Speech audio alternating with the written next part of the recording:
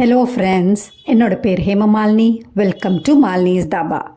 இன்றைக்கி நம்ம சேனலில் மார்னிங் பிரேக்ஃபாஸ்ட், அதே நேரத்தில் டின்னருக்கு ஏற்ற மாதிரி எல்லா டிஃபன் வெரைட்டிஸ்க்கும் பொருத்தமான சட்னி ரெசிபி தான் பார்க்க போகிறோம். வழக்கமாக நம்ம செய்கிற சட்னி மாதிரி இல்லாமல் ரொம்ப டிஃப்ரெண்ட்டாகவும் இருக்கும். அதே நேரத்தில் டேஸ்ட்டும் வந்து ரொம்ப பிரமாதமாக இருக்கும். ட்ரை பண்ணி பாருங்கள். ஒரு தடவை இந்த சட்னியை நீங்கள் செஞ்சிங்கன்னா அடிக்கடி செய்ய ஆரம்பிச்சிடுங்க. அந்த அளவுக்கு டேஸ்ட்டாக இருக்கும். இதை இட்லி, தோசை எல்லா டிஃபன் வெரைட்டிக்கும் ரொம்ப பிரமாதமாக இருக்கும். வழக்கமாக நம்ம செய்கிற இட்லி தோசையை விட சிறு தானியத்தில் இட்லி தோசை நீங்கள் செஞ்சு கொடுத்தீங்கன்னா குழந்தைங்க சாப்பிட மாட்டாங்க. ஆனால் இந்த சட்னியை செஞ்சு நீங்கள் கொடுத்தீங்கன்னா சிறு தானியத்தில் வச்சு சாப்பிடுவாங்க. 4-5 இட்லி எக்ஸ்ட்ரா கேட்டு வாங்கி சாப்பிடுவாங்க. அந்த அளவுக்கு டேஸ்ட்டாக இருக்கும். ட்ரை பண்ணி பாருங்கள்.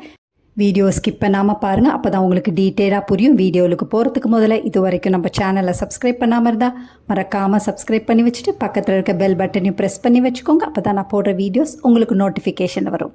வாங்க டிலே பண்ணாமல் வீடியோவுக்கு போகலாம்.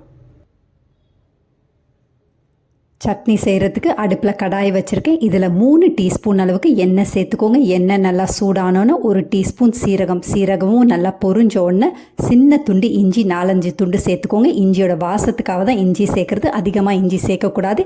இதில் 4 பெரிய பல்லளவுக்கு பூண்டு சேர்த்துக்கோங்க. அதையும் சேர்த்துட்டு நல்லா வதக்கி விட்டுக்கோங்க.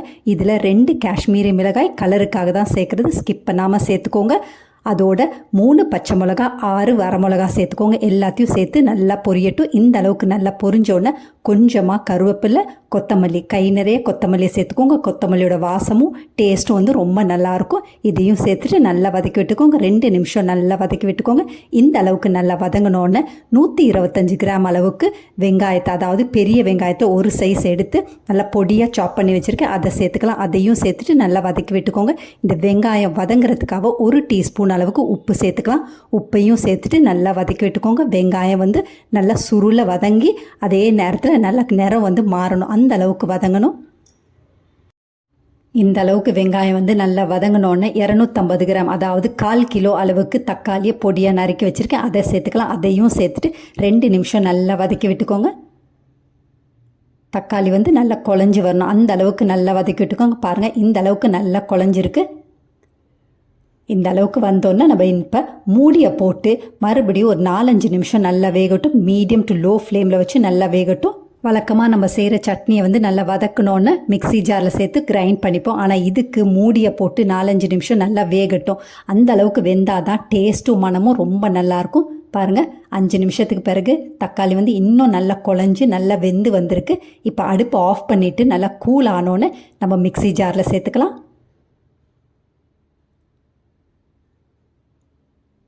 இப்போ தக்காளி வந்து நல்லா கூலாக இருக்குது. ரூம் டெம்பரேச்சரில் வந்திருக்கு.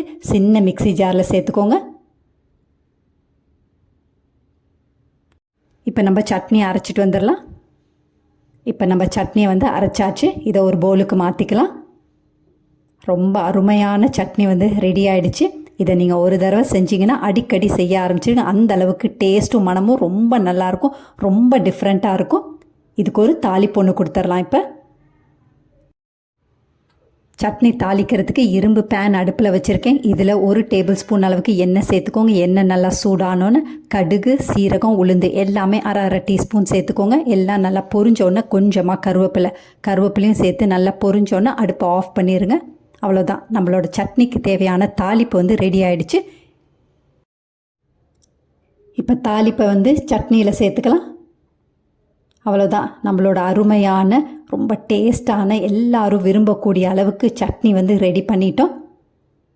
இதை ஒரு தடவை செஞ்சிங்கன்னா அடிக்கடி செய்ய ஆரம்பிச்சிங்க. அந்த அளவுக்கு டேஸ்ட்டும் மனமும் ரொம்ப நல்லாயிருக்கும். இது வழக்கமாக நம்ம செய்கிற இட்லி தோசையை விட சிறு தானியத்தில் இட்லி தோசை செஞ்சால் கண்டிப்பாக வீட்டில் இருக்கவங்க சாப்பிட மாட்டாங்க. ஆனால் இந்த மாதிரி சட்னிக்கு சிறு தானியத்தில் இட்லி தோசையை செஞ்சு கொடுத்தீங்கன்னா கண்டிப்பாக 4-5 இட்லி எக்ஸ்ட்ரா கேட்டு வாங்கி சாப்பிடுவாங்க. அந்த அளவுக்கு டேஸ்ட்டும் மனமும் ரொம்ப நல்லாயிருக்கும். ட்ரை பண்ணி பாருங்கள்.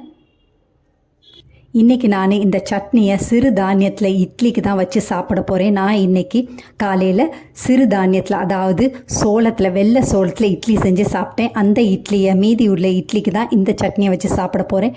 இந்த இட்லி வந்து டேஸ்ட்டும் நல்லாயிருக்கும். அதே நேரத்தில் ரொம்ப சாஃப்டாக இருக்கும். இந்த சட்னியோட ரொம்ப பிரமாதமாக இருக்கும். ட்ரை பண்ணி பாருங்கள். ஒரு தடவை செஞ்சிங்கன்னா அடிக்கடி செய்ய ஆரம்பிச்சிருங்க. விரும்பி சாப்பிடுவாங்க குழந்தைங்க.